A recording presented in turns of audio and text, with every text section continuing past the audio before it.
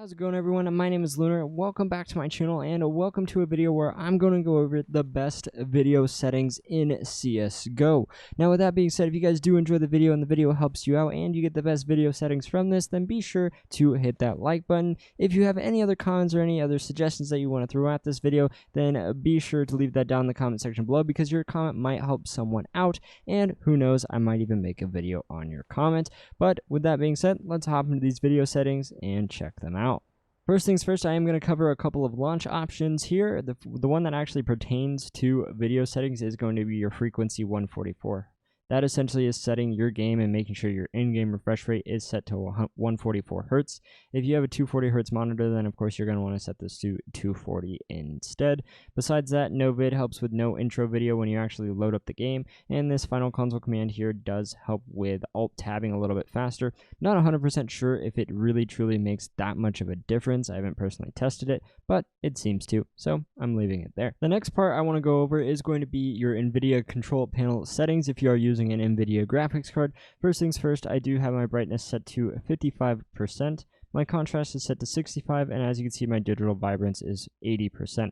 I personally don't see a difference going from 80 to 100%, so I do just leave it at 80, as 100% is, really just not a difference. So that's kind of the main color settings that I do have set up for both of my monitors. This is my main display I play on. Besides that, as far as your desktop settings, it is set to full screen, as I do play on stretched settings. If you are looking to play on black bars or anything along those lines, you'll definitely set it to aspect ratio rather than full screen.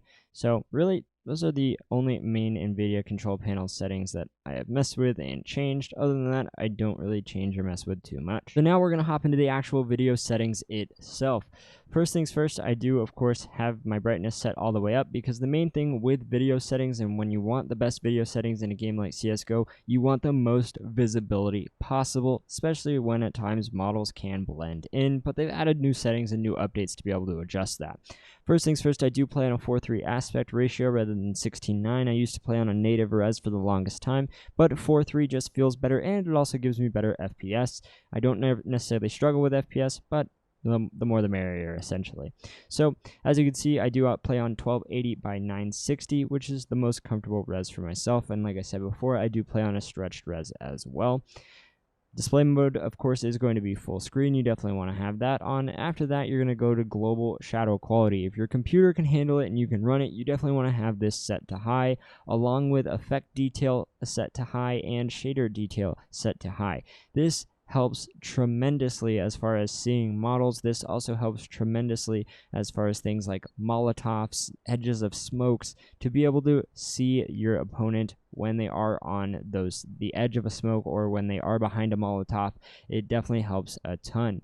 Texture streaming is disabled. That can hurt your FPS also, but it will essentially come down to memory consumption overall. So if you don't have a lot of RAM, you might want to have this enabled. If not, don't have to worry about it. You're going to have it disabled.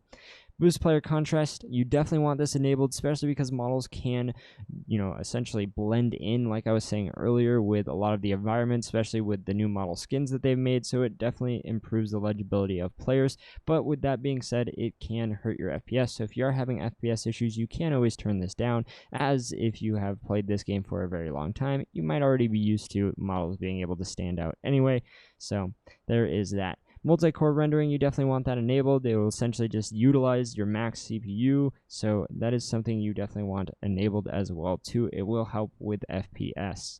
From there, you are going to have multi-sampling aliasing enabled as well too. I personally put it on 4x MSAA. With that, it does get rid of any sort of pixelation, or like it says here, jagged edges on certain corners, edges of buildings, edges of player models even, so it helps out a ton. Anti-aliasing FXAA, you definitely want this disabled as well too, as having it on can hurt you FPS wise.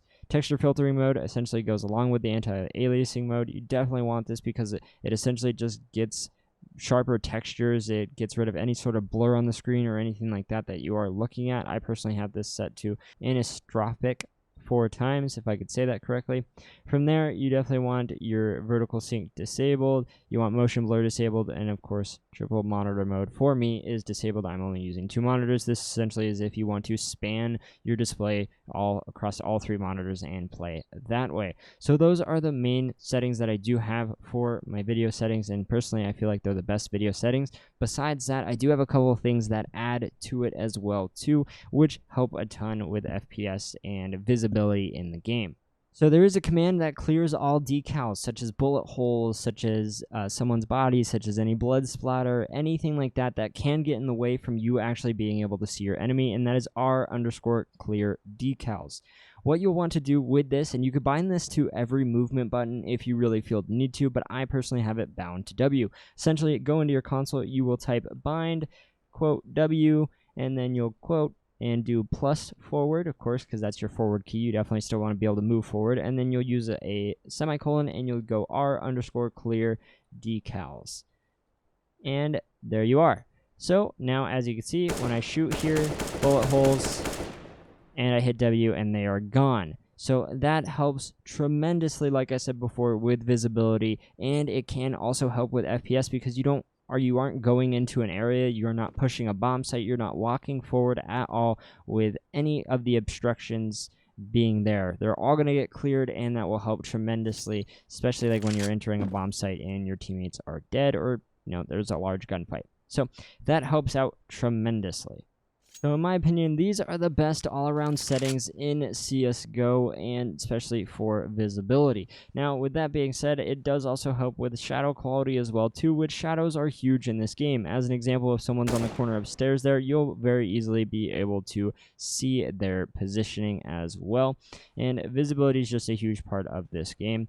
But with that being said, if you do have any issues or want to see any other videos pertaining to the best settings for FPS, because these aren't necessarily the best settings if you're trying to get the max FPS, but if your computer can handle it, then it's definitely worth it. Be sure to leave a comment for that down in this comment section below. Besides that, if you want to see any other tips and tricks, be sure to leave a comment in the comment section along with it. And if you guys all enjoyed the video, be sure to hit that like button, share the video, especially if it helped you out, and subscribe for some more tips and tricks videos. My name is Lunar, and I'll catch you all with another video next time.